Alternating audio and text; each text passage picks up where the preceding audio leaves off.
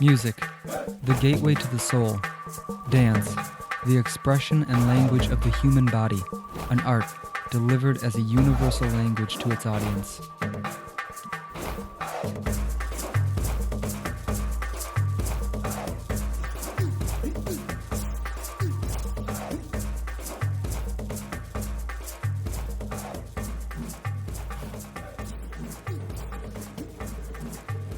In Africa, tribal people would gather to share knowledge, history, and culture through dance and song.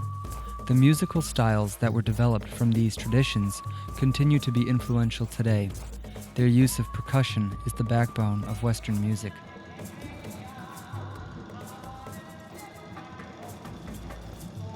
These Afrocentric rhythms first reached the Americas through African slaves who were brought to the West Indies in the 1600s.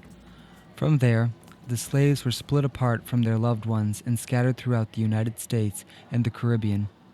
These slaves were stripped of their culture and education. They were forbidden to educate each other, so they communicated through song and dance. This kind of communication remains alive today. In Cuba, it is forbidden to speak against the government, but many people communicate through music instead. Between African slaves, native Indians, and the Spanish, the Caribbean was a hot spot for cultural growth. It was there that musical styles like merengue, mambo, salsa, and the plena developed. The African slaves brought on percussion, native Indians contributed wooden instruments like the clav, and the Spanish added the spice with their guitars. A little bit of history of salsa, they give credit to different places. Some people say it's Cuba, some people give credit to Puerto Rico, some people give credit to New York. How the way salsa kind of started was pretty much salsa is a combination of a little bit of African background, a little bit of a mambo, a little bit of merengue, even kind of combined. And then it kind of started off in Cuba, went off to Puerto Rico, and it really became popular in New York. That's why a lot of people give credit to New York sometimes, because New York was really that made salsa popular. It's salsa. Within the last couple of years, it's been getting more popular with the youth. In my case, it's very popular in my family. Pretty much a big percent, and I come from a big family. Pretty much mostly all my uncles, my parents, my brothers, my cousins, they're pretty all much dance salsa. In the modern United States, Puerto Ricans have embraced their heritage and taken up salsa dancing as a lifestyle. One of these groups is Salsa con Clase, salsa with class. Salsa con Clase is a dance studio that has been open for the past 10 years, teaching men and women of all ages and cultures how to dance salsa. Salsa con Clase started 10 years ago when Jorge Colón, my father, decided to open a studio because I wanted to continue dancing salsa. I was dancing before and I wasn't satisfied where I was, and I wanted to continue dancing, so he did this for me and to help others continue dancing. Started in Chicopee with a studio there. And we moved to West Springfield. It was better business here, and we just started slowly coming up. Orlando Torres is one of the instructors at Salsa con Clase. He is one of the head teachers for the children and has been a part of the studio since it first opened its doors. Yeah, I started at 8 and concentrating, getting into it. By the time I was 10 or 11, that's when I started performing. I see my sister. She started taking lessons at 14, and I would come by with my mother to watch because parents were allowed to come by at the time to another studio to watch her. And I wouldn't do nothing. I was not into activities, no sports or nothing. And my mom just had me doing it. Even though he was reluctant to participate, Orlando eventually fell in love with the dance, and after several years, he became an instructor. Well, I first started teaching here in the studio. I was 15. But I was an assistant because I had a dancer who was in Salsa con Clase named Yesenia Santiago. But then she switched to teaching to beginners for teenagers, so I started taking head teaching here for the kids I was 18, 17. Another student, Luis Rene Robles, grew up in a family of salsa musicians, and it led him to become a dancer. Salsa, the reason why I started salsa is more because my family. My dad is a musician. I grew up listening to salsa. At home, my dad don't play nothing but salsa. There was never no merengue, no bachata, it's just straight salsa growing up. I have cousins that dance professionally, and as growing up, always being around them, having them dancing, and I was always the one sitting down at parties. And it got to the point that I was tired of the one sitting down, being bored at parties, and I decided to take a stab at it, and I started learning, and eventually I ended up falling in love with the music and dancing salsa pretty much. Salsa con Clase, as its name infers, has a simple but powerful message.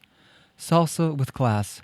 Their driving philosophy is one of community outreach and support, to lift people up in class, spirit, and character. Well, how we first started, the dance studio was to keep children out of trouble. That was what, keep people out of trouble, or people out of gangs. We want to help community stay in school, because to be able to take lessons here, you have to make sure you're not in a gang, you don't do alcohol or drugs. You gotta make sure you keep average grades in school.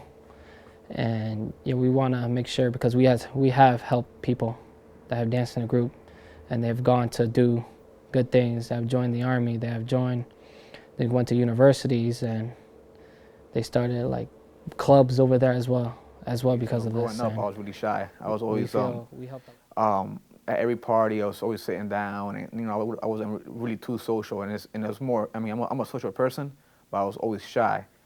Salsa, becoming a dancer and becoming a pretty decent dancer, and it broke me out of that shell. It made me more. It was a good conversation starter. A lot of people would come up to me, where did you start dancing salsa, and giving me compliments, and it kind of made me feel like I could say it took me out of my shell, as in I felt more confident of myself just because I was able to dance. Salsa has helped me grow in the fact that I've started 10 years ago, and I was involved as a student, and immediately I was involved as a salsa instructor, as well as a salsa choreographer. I became Salseritos choreographer for about 5 years, I believe it was. And not only that, I was a choreographer for whoever wanted weddings choreography, Sweet 15 choreographies. They were in here. I was teaching in here 7 days a week, every class, beginner's class, adult classes. I was teaching salsa aerobics in the studio. And so it was a big responsibility, as well as having my college, my degree, going for my degree. And so responsibility, it teaches a big responsibility. I was a chunky kid, and dancing salsa, I ended up trimming down a lot of weight. So it's definitely health-wise, it helps you that way. I had a lot of problems when young with weight loss, and therefore dance is a physical fitness, and so right now I just got my Zumba instructor license, and I want to help many kids who have problems with weight loss. Regardless of their origins, dancers at Salsa con Clase have the opportunity to go far. The group participates in salsa congresses throughout the country, showcasing their skills and performing with a variety of other dancers. How a congress usually goes is it's usually a weekend thing, and they'll have workshops where you could learn from all over the world. You have people from South America, you have people from Europe teaching, from Canada, their stylings, and it's anybody can learn, because it's all you have sections for beginners, intermediate, advances. You have workshops, and then you have products being sold, like shoes, dance shoes, clothing, made by BRYAN from salsa artists, and it's a beautiful thing. And then you have performances. You have the main room where performances go on, and you see so much from Colombia, Venezuela, New York, Los Angeles, everywhere, just showing off their different styles from all over. People can expand themselves. What we did, we signed up for as many congresses as we could and perform at them, and that's how we got recognized, and that's how others saw our talent and would ask us to perform in other congresses, because it's not that easy to get into every salsa congress, but you try to get into as many as you can, and once you start getting recognized, they start sponsoring you and they pay your hotel, the flight, sometimes even food. We've even gotten our food paid. So, you get known, and that's how, you never know where you can meet people. Networking is number one.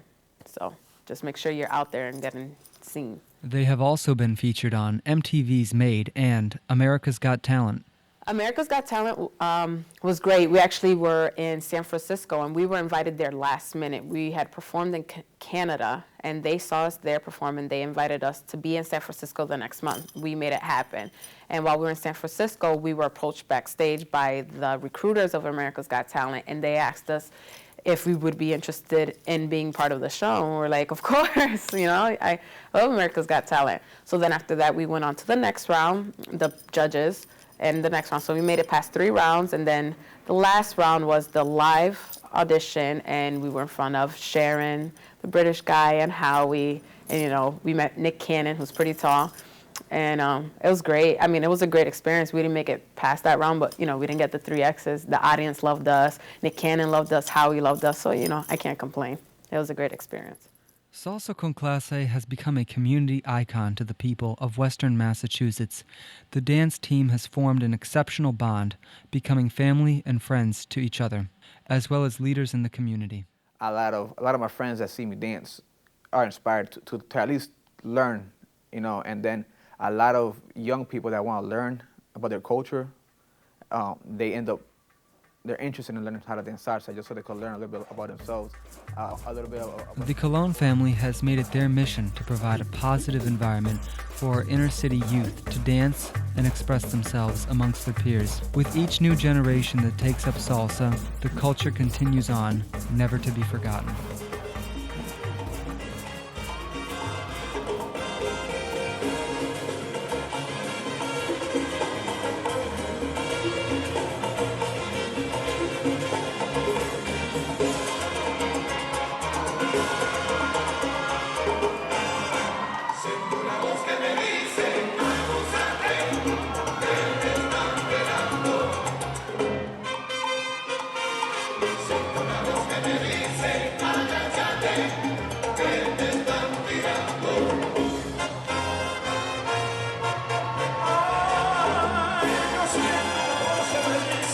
Cuidado que te están velando.